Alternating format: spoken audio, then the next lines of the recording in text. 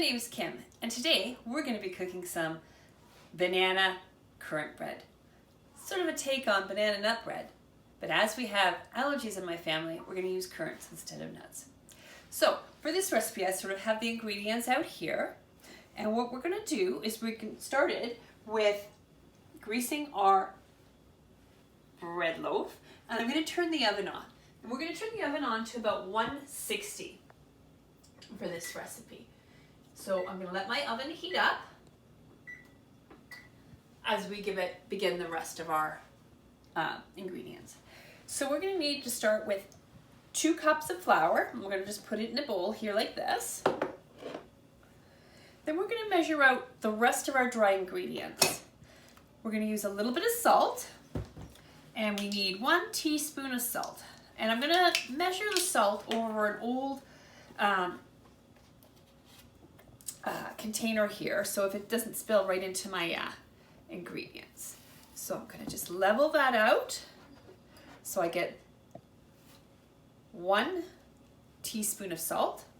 We're going to go with baking powder now, and it's the same thing. We're going to go with 1 teaspoon of your baking powder, and again I'm going to level it out so I have nice even ingredient. The next I'm going to do is a teaspoon of baking soda. Soda is great. You can use it in your kitchen for cleaning, but it also helps make your cakes rise. Okay, so again, 1 teaspoon. I'm going to put in here, and I'm going to take a fork, and I'm just going to kind of fluff it in there, just to kind of gradually kind of mix the ingredients. No need to really stir it or a heavy stir, but we're just going to kind of let them mix in there gently. And I'm going to set that aside, and we're going to move on to the next step. What we're going to do to start next is we're going to cream together the butter and the sugar. So you need 1/2 cup of the butter. So I'm going to just put that right here in my mixer. Just plop it all in. Kind of comes out of here. Okay, that looks good. And we're going to take 1 cup of sugar, and we're just going to pour that in. And then we're just going to let that, let's make sure my baking pad is up. And we're just going to cream that together. We're just going to let that run and go until everything's nice and fluffy and creamy together. So just let it go. To that, we're going to add 2 eggs. But to start, I'm going to crack the eggs. Make sure I don't get any shells in my mixture. So I've got the 2 eggs cracked. In there ready. No shells. And I'm going to just slowly add that here to my creamed butter and sugar mixture. I'm just going to grab a spatula.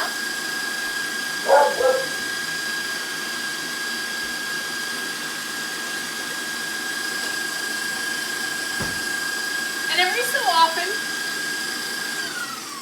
so often when you're mixing with the mixer, make sure you scrape the sides down to get that in. So you're mixing everything and there's nothing stuck to the sides or nothing stuck to the bottom. So now that that's all there, we're going to let it continue to go. Fantastic.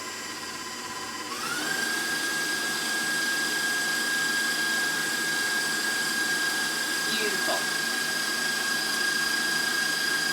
Because we're using banana bread, we also have mashed bananas. For this I used 2 bananas. They were fairly large.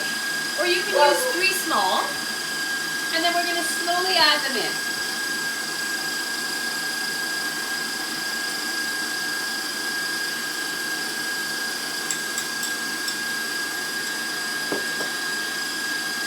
And that's looking nice. I'm just going to show you. If you want to come over here, you can just kind of see how nice and creamy that looks. Okay? So I'm going to put it back on here. And I'm going to let it run for a little bit longer, scraping down my sides yet again. Making sure everything's mixing in there nicely. Now let that go on a little smaller level.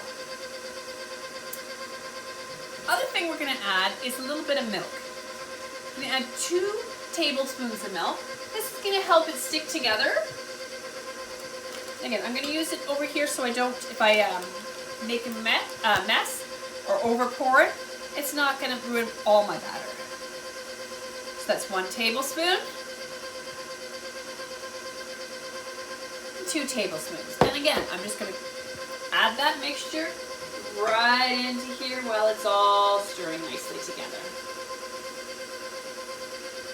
Beautiful.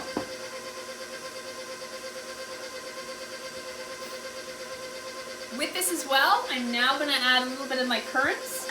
And for this, I want about 1/3 of a cup to about 1/2 of a cup. I'm going to take my 1/3 of a cup here. And I'm just going to add that in.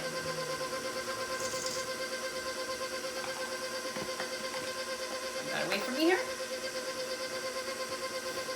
Beautiful. Now, that's all mixed nicely.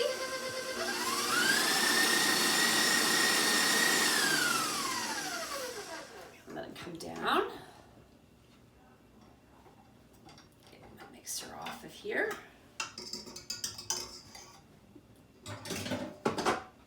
I'm going to slowly add my dry ingredients. Now when I'm adding my dry ingredients, I don't really want them completely mixed. They just want to be blended. So it's okay if it's not 100%. So we're just going to slowly add that in. I'm just going to gently stir it. Get everything just kind of folded in, I guess is another word you could use for this. And it's just going to thicken up the batter here. Okay. Beautiful. You can hear my dog barking in the background. She loves the cooking. So you can see here, we're just kind of getting things just sort of moist. You're going to still have some stuff in the bottom, that's okay. Beautiful. So now what we're going to do is we're going to put this into our loaf pan. Now with the loaf pan, I'm using silicone, which is really easy to kind of come out next to when you're at the end of the process. But I also did use a little bit of grease, just to grease it, just to allow the bread later on to come out of the pan in a nice and easy fashion. So what I'm going to do is we're just going to put this into our loaf pan.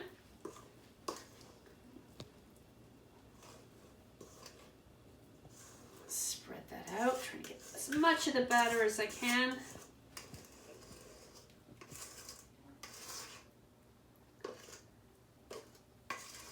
The sides as we go.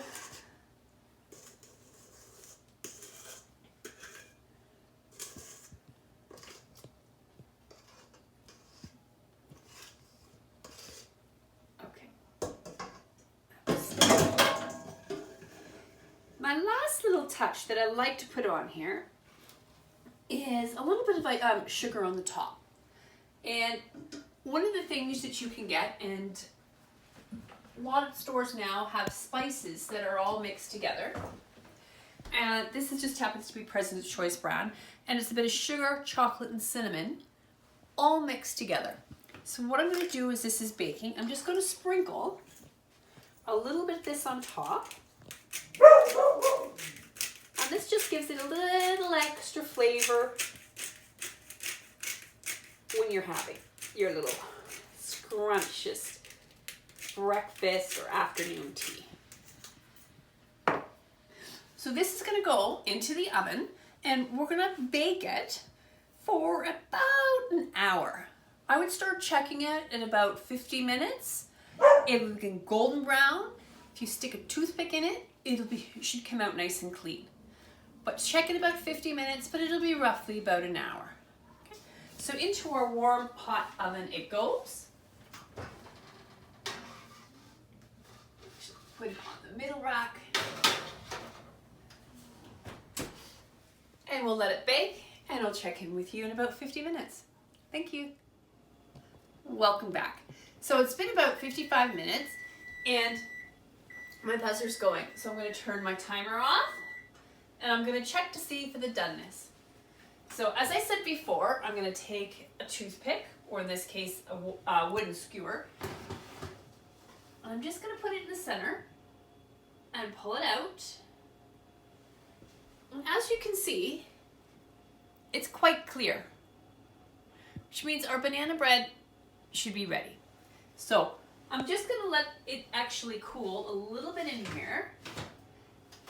I'm going to turn my oven off. And then I will show you very shortly how to take it out of your pan. Okay, so now it's time to take it out of the oven. Got my oven mitts here. And you can see it's quite nicely. It's puffed out. And boy, does it smell delicious. Now, last time I was saying I was using silicone because it's easier to take it out of the muffin pan. As well, I also did a little bit of grease. So, to take it out, I'm just going to put it upside down. And I'm using a wire rack. And I'm just going to let it cool there a little bit like that. And then I will gently take the silicone off. So give it about 2 minutes, 2 to 3 minutes, just to chill out for a bit. Okay, so it's been about 2 minutes. It's just sat here resting. I'm just going to give this a little bit of a shake, kind of loosen this up a bit. I'm going to take a corner. I'm still wearing the gloves because the silicone can be hot and there can be some steam that comes out from this as well. And again, as you can see, the steam rising. And again, fairly clean out of my silicone pan here. Now I'm just going to let this rest. In fact, I'm going to actually turn it over and let it rest on its front. And it smells delicious. You can let it rest again another 5 minutes and then have a nice warm slice with a cup of tea. Enjoy. Thank you for watching Kim's Kitchen.